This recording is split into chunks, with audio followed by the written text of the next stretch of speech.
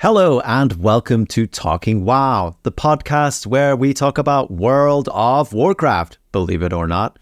My name is Tom, and today we are going to be talking about World of Warcraft Classic Hardcore, making it to level 20 alive. To do that, I have my very much alive co-host with me, Marty. I think he's alive. Hang on, let me poke him. You alive? Hello? I'm okay. Yeah, I think I'm good. Great. That's handy because I don't want to solo this episode. So, we have been playing World of Warcraft Classic Hardcore. Yes. And we reached a milestone. I guess it's a milestone of our own making, but we reached level 20. We've been going through this journey from, level 1. No add-ons, doing it authentically as possible. And we've reached that, like I say, our self-proclaimed milestone of level 20. So firstly, congratulations. And secondly, how do you feel about that? I mean, I certainly think you can say that level 20 is a milestone because it is where most classes who have these things get their, moving, enhancing abilities and spells. Just a shame that you're not one of them. Oh, a low blow there for the paladins in the room. So yeah, me and Marty have been duoing this, and we've rolled dwarf, paladin, and hunter.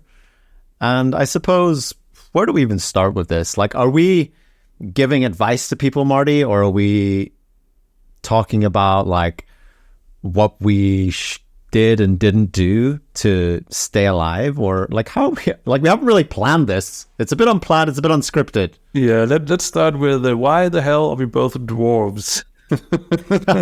Why the hell are we both dwarves? Good start. So, well, I wanted to be a paladin and you wanted to be a hunter, and we wanted to level together. Therefore, this was our only choice. But saying that, I actually think dwarfs are a very good pick. Now, this episode also may be a little bit alliance heavy because we are playing alliance characters. However, we very much appreciate the Horde and their struggles that they have in their opening zones and cities, because I actually think, Problem number one being not being able to pick paladin. Problem number one not being able to pick paladin is correct, but also I think Horde get it a lot more difficult with the fact that they have cities that can kill you. Now you've got the likes of the Undercity and their elevators. You've got Thunderbluff and their elevators. And also the fact that it's just so fucking high that you could just sneeze and fall off the edge and die. So I think in that regard, if we are giving out tips, roll alliance. Save yourself the heartache of falling to your death. And, come to cities like Ironforge where it's nice and warm and cozy. And, even if you do fall down that little trough in the middle of the city, I don't think it's going to kill you. However, I won't test it out because I'm too scared. If you're at full health, it won't kill you. So, I mean, the only reason to, be afraid of Ironforge is if you're not at full health. I mean, sure, there's also quite a bit of fire around.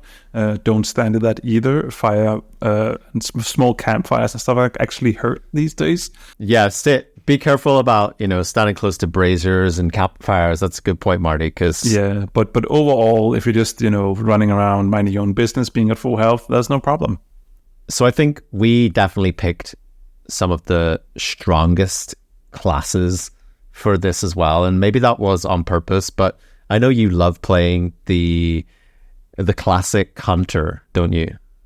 I do enjoy playing the classic hunter, and so it wasn't just because I enjoy playing classic hunter that I picked it. It's also because I know how strong it is to have that pet with you at all times. I mean, you need to get to level 10 first. I think that's the first big hurdle, but I wasn't too worried about it since we were two people playing together. But yeah, having that pet there as like it is really just a third player in our group. Having that pet, it can tank for us. It kills stuff faster than both of us. It's just, it's it has more health than me, and I'm apparently protection spec paladin.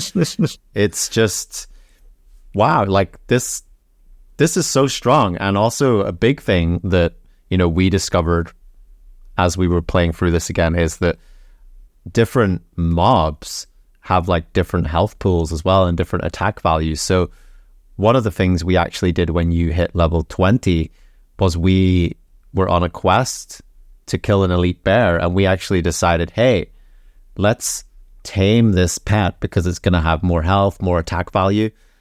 And I mean, that comes with its own risks as well, right? Yeah, I mean, I love how you say that we discovered it. I mean, I know that we already knew that beforehand, but... Correction, rediscovered it. But on that point, yeah, rediscovering things, I did rediscover some things that I completely forgot about. Hunter in vanilla, like they have loyalty levels, so you cannot just pick a new one. You actually need to get the full potential out of them. You need to be their best friend. So like 6 loyalty levels, which basically you just need to keep them happy and keep them around for a certain amount of time. But still, you need to do that. Obviously, you need to feed them. Didn't forget about that. But I did sort of forget that you needed to have ammo around in your bags. So I lost some bag space because of that. And then obviously, it does give a little bit of extra suspense. Let's call it like that. When you need to tame an elite pet that is almost killing you before you're done taming it. So yeah, there definitely are a few things there. But then again, we're 2 people. So if things are almost hitting the fan, paladins can heal, paladin can shield, paladin can lay on hands. And so we do have, between the 2 of us, I feel like we have a lot of utility, tools, and survivability that you would need. We do. And actually, I think probably for the first 15 levels or so, I would say we were fairly comfortable that the fact we didn't really have any, I'm going to call them heart-stopping moments where, you start to see the pearly gates in front of you and the light at the end of the tunnel. And we had a few of these incidents with the Dust Devil in Westfall. And I think, again, this isn't really a tip, but it's like you will, if you go to zones that you're familiar with, and, I think, like, if you're a new player coming to this, good luck. I think it's just going to be a learning experience. But if you are, a player that's coming back to Classic, you do suddenly get these, like, whiffs of, like, actually, there was something dangerous about here. What was it? And, it is about sort of remembering that, Westfall, you go in there when you're level 10, but there's, like, these level 17 Dust Devils wandering around, or it's, going to Loch Moden and discovering, oh, there's like a patrol of 3 horde elites that are running around, and you're getting sent to these zones like really early, but they're so expansive that they run for like 10 to 12 levels that actually we find that, you're starting in a zone, you're doing a few quests, but then you're going to have to go to some other zone, do a few more quests, and then come back to those zones later. And again, it's just remembering about the dangers that are there as well. What I find really interesting as well, because it's something that we're completely forgotten about in retail today, is how, because in retail today, everything is scalable. So when you go to a zone, it will be, around your level. If you go to a new zone, it will still be around your level. Whereas these zones are, most of them are like 10 levels worth of mobs. So if you go there at level 10, you might run into mobs that are 10 levels higher than you. And whereas if you did that in retail, you would probably be able to kill them as well. But in Classic, you won't be able to it will be difficult to kill something that is just like 2-3 levels higher than you. So, imagine running into something that's 10 levels higher than you, So yeah, that's definitely, you definitely need to pay attention and look at, the mobs, see what level they are, even pay attention to if they're elites or not. because we have had a few times where we've been in an area, and usually I'm the one being the hunter who's pulling things, and I'm just like, oh, there's an orc over there, we need to kill orcs, and I almost pulled them, and then I realized they were first off they were 3 levels higher, and second off they were elites. So it's like, yeah, no, but maybe just stay away from those for now. Let's gain some XP and get some levels before we mess with those. And I remember as well, because in our early days, getting up to level 10, very early on as a hunter, you got an ability to track beasts. And oh, how we laughed. We were like, oh, that's useless. Oh, thanks very much, Blizzard. Thank you for that. Never going to use that. And actually, you've been using the tracking so much to keep an eye on the radar to see where mobs are. And it's like, don't underestimate your abilities. If your abilities can give you even just a slight advantage, or, understand the lay of the land like you can with tracking beasts, or, tracking humanoids, etc. It's been amazing in caves, for instance, because, I think one of the rule of thumb is to stay away from caves on hardcore. You might die, but it's amazing for something like that because you can see when the respawning is happening behind you, so you can be like, all right, they're starting to respawn, let's get out of here before we get like a ton of mob spawning on top of us. Yeah, and it's also like paying attention to your surroundings, and it feels like very obvious stuff to say. It's also like being patient, but also it's being aware of other players, because other players, and my big motto is don't trust other players. And probably another tip I'd just throw in there is don't do dungeons because of that reason, unless you knew everyone that you're going with. But you need to pay attention to just other players and what they're doing, because some players can be reckless, and that can be your downfall. I would say we're very generous souls, Marty, that, if we were to see someone in danger, we would try and do our best to potentially keep them alive. I'm starting to feel less and less like that. It's more, hey, that mage just pulled 7 mobs. Well, let's see how that plays out. You know what I mean? Because if you get yourself involved, you gain the aggro of that if it goes wrong for that player. Yeah, it's like I would try to help someone else in hardcore if I can see that the probability of us getting out of it alive is very high. If it goes just a little bit below very high, then I'm like, yeah, no, I'm getting out of here. You're on your own, dude. Because it's so small things that can do it. And I think we already had an example of something happening, not to us, but to someone else, where I was still getting used to aggro range of Murlocs.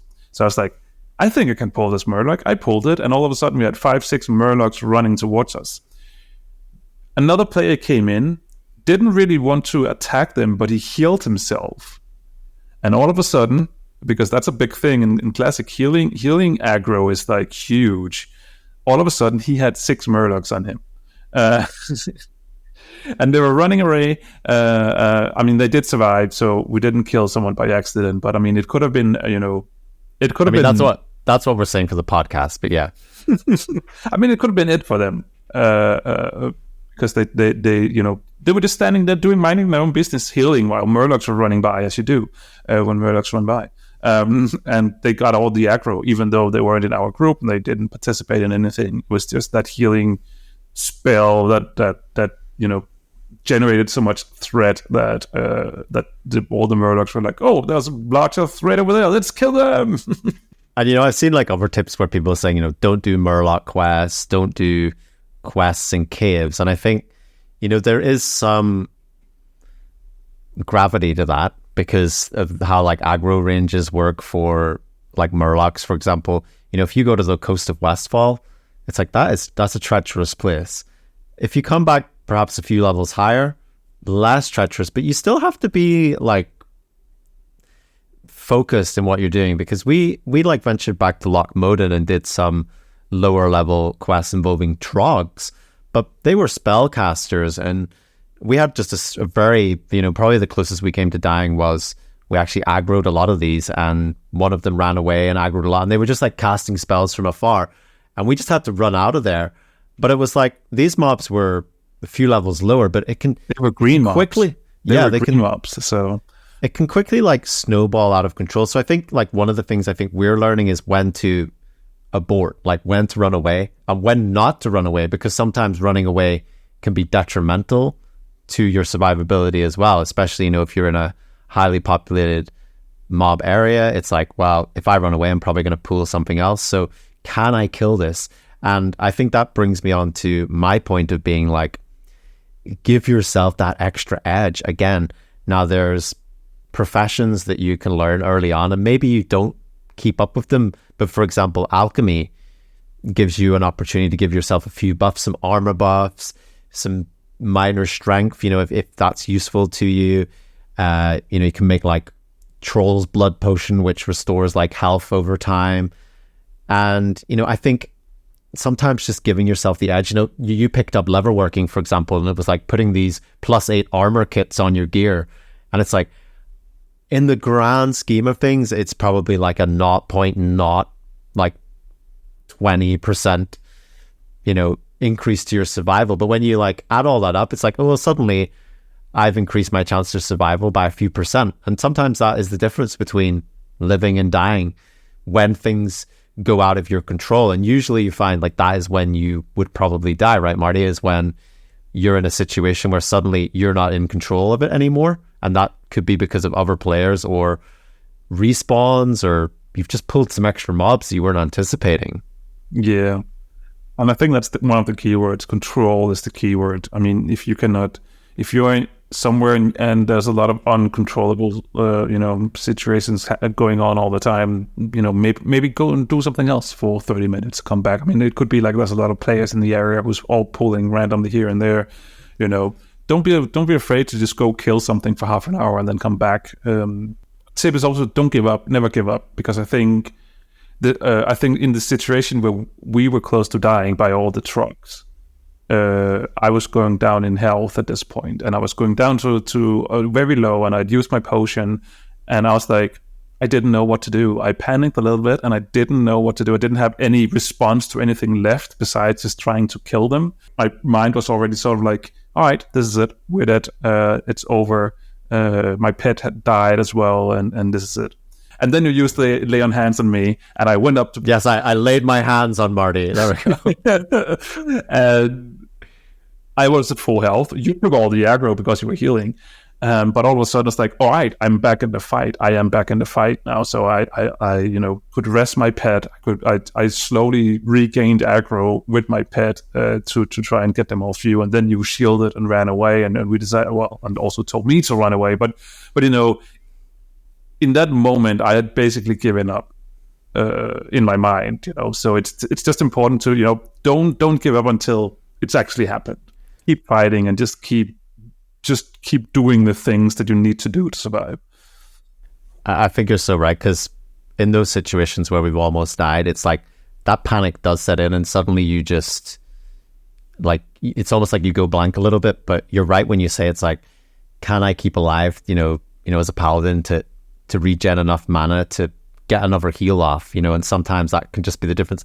I guess in a way we're blessed and cursed. We're playing this as a duo.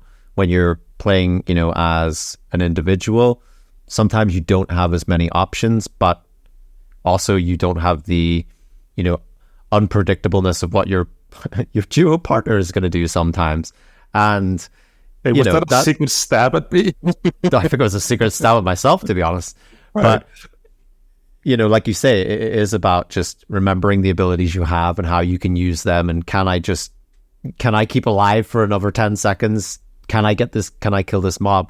And actually something you said that I think is a really good tip, just, because it seems like we're giving out a lot of tips, but when we started playing, I think I said something along the lines to like, don't get too attached. Don't get too attached to this character because it's going to die. And you said, no, get attached. And also like change your mentality, like get attached to your character, make a backstory for it, give them a family, give them everything, write that backstory, get really attached to this character, that you love them, that you'd do anything to keep them alive, that you will go that extra mile to make sure that they survive. And I think when you start making these connections, that it becomes less of like, this is a character that's going to die. There's a high chance it will, but mentally you start saying like, no, I'm not going to die. Like, I'm going to live, I'm going to survive. And I think it's just a mindset thing. actually is really helpful. That it doesn't just feel like a character that we're going to play for a while and throw away because it died. Yeah, and because of that, we kept saying if we need to if we get to this level, if we have to make new characters and stuff like that. But I'm like, you know what? It's not going to happen. We're not going to die. Instead, it's instead of if we're getting to 60, it's when we're getting to 60. Because you have that mindset that this if situation is not happening, and I don't need to actually pay attention to it until it might happen. So it's when we get there, because then you'll just fight a little bit extra to keeping it alive. Yeah, and it may hurt more when something happens to your character, but I think it's important to approach it from the fact that you don't want it to die, and it's not just like, I'm going to roll another character and start again. Yes, you can totally do that, and again, it's like that pressure is not there that you can't do that, but it's just making that character, it's like pick that name carefully, pick something you get a little bit attached to. Because, some people are calling their characters, I will not die, or please do not kill me, or, even my dwarf is called Never Day, which is sort of like a Scottish person saying never die sort of thing. So, but I think that's important. It's important to form that emotional attachment with your character to assist with your survival. And it seems like, maybe that's not a big thing, but mentality, I think, is everything. And when you set that mentality that you're just not going to die, that you're not going to die anymore, that's it, this is the character I'm going to get, then I think it raises a level within inside of you to do that and achieve that. And, so far for us, it's working. So therefore, it's going to work for everyone else. There's no flaw in that logic whatsoever. Exactly. 2 questions. Well, it's one question, but it's 2 parts, sort of. So, what's your quotation mark worst moment that you have you feel like you've experienced, and what's the coolest or best moment so far from 1 to 20? Is there anything that is standing out? And it's totally fine if there isn't, but it's just no, there is. I've always got something to say, Mari, don't worry. Probably worst moment is, going to somewhere like Red Ridge Mountains for the Alliance, where there's not too many quests there when you go there, but you feel like you have to go there because there's just a million people asking you to deliver a million things, including guard Parker and his fucking lunch. If he doesn't get his lunch, then he's going to starve, and that's no good for anyone. But you get there and you start encountering mobs like these whelps, which do really big fireball damage, and it's like, if I get this wrong, this mob in itself is quite dangerous, that if I just let it hammer on me, that I'll be dead. But if I pull 2 of these or something, it's probably over, right? It's probably over. And I think probably the good thing about that is when you make it through a zone like that, when you've got through, I did that Murloc quest, or I did that quest with these whelps and I survived. And even the moments where it goes wrong and you survive that's actually it's such a rush. It sort of reminds you that you're alive and that that you're fighting for that as well.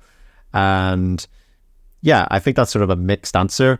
Also, something I didn't like was one of my first paladin quests was a quest to learn redemption, which is a resurrection spell. I'm just like, fuck you. You know what I mean? It's like, I don't need this. I didn't even do the quest, but I probably should have did it for XP, because as a duo, you got to do your hunter quest to get your pet, and now you level up before me. And that always makes me unhappy, because when we get to level 60, you'll get to level 60 first, and you'll go, I'm done, I'm not playing anymore. And then you'll probably muck around me and kill me. So, already predicting the worst moment of the series, I see. But what about you? How what's been your high and low of the journey to 20? I do think that my low was actually the experience we just talked about 10 minutes ago, where I actually gave up in my mind. I gave up and was like, and then we actually did make it out. I'm just like, yep, no, this is not how I should react. I should fight for it. I should not just give up. I should use all the whole toolkit to my that is to my availability.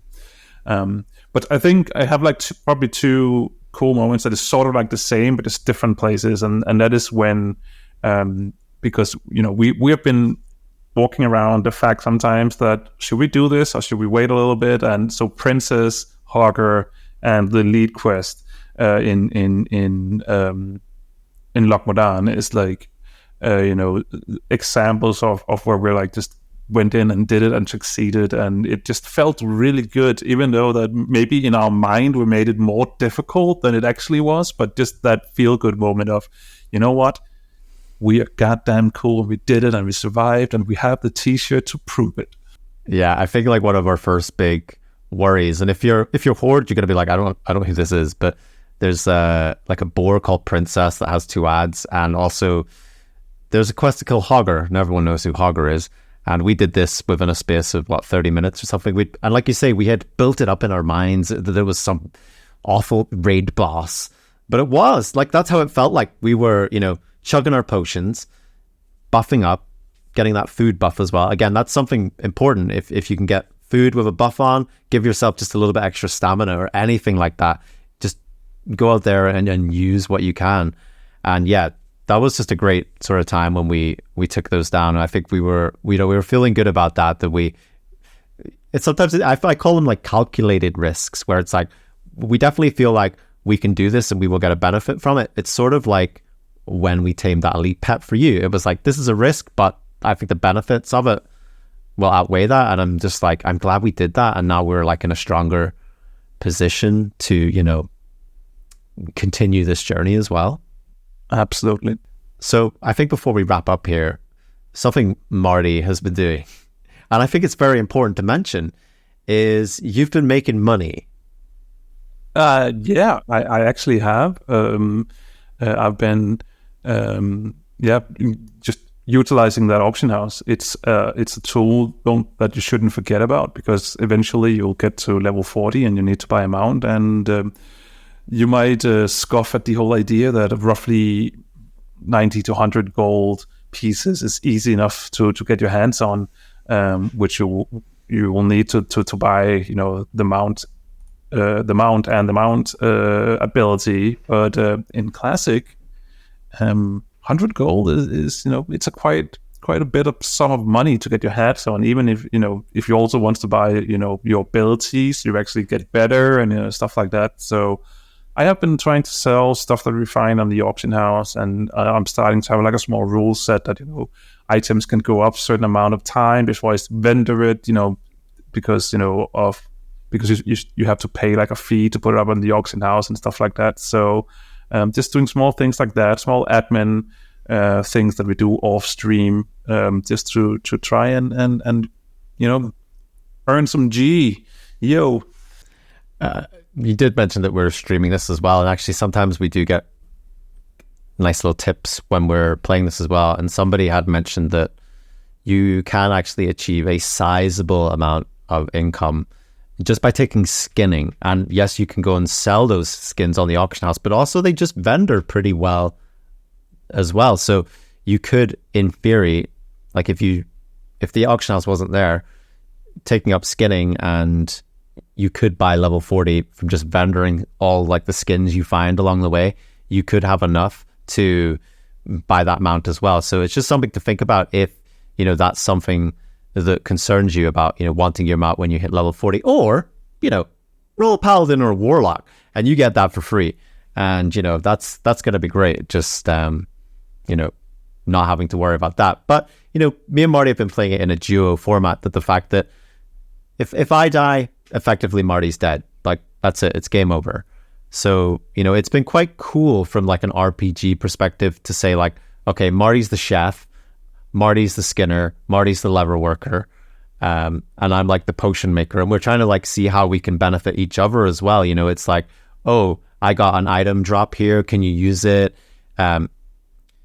Or, any sort of money I have that, when we get to level 40, it's like, well, I can help Marty get the mount as well. It's because I'm not going to need it for myself. And I actually like really love playing as a duo, because it's totally different from playing solo. And I've played a hardcore character solo, and it's such a different dynamic, isn't it? That you have way more resources to pull from, but also you have way more responsibility, because it's like, well, if this other player dies, then I'm effectively saying that I die as well. So it's definitely a fun thing. And if you can get like a player, a partner to join you in that journey, it's very special. And, you know, there's something special about playing solo.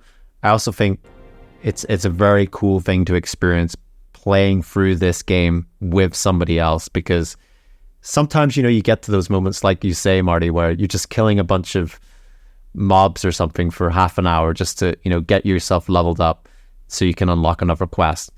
But sometimes, like, having another person there just makes it a little bit easier too. So, you know, the real pain sometimes in Classic is not death. It's just grinding out some spiders or something like that there. But, you know, something to think about anyway.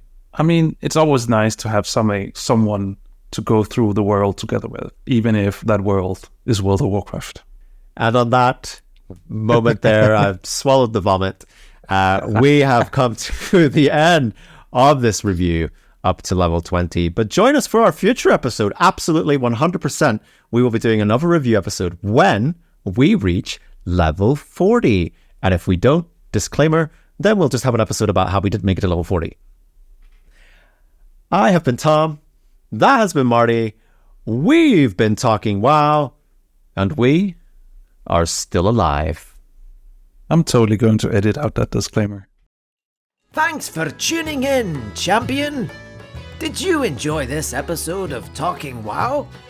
If so, why not drop a review on your podcast catcher of choice, or leave us a comment. You can find Talking WoW on Twitter or YouTube over at Talking WoW. Hope to see you again soon.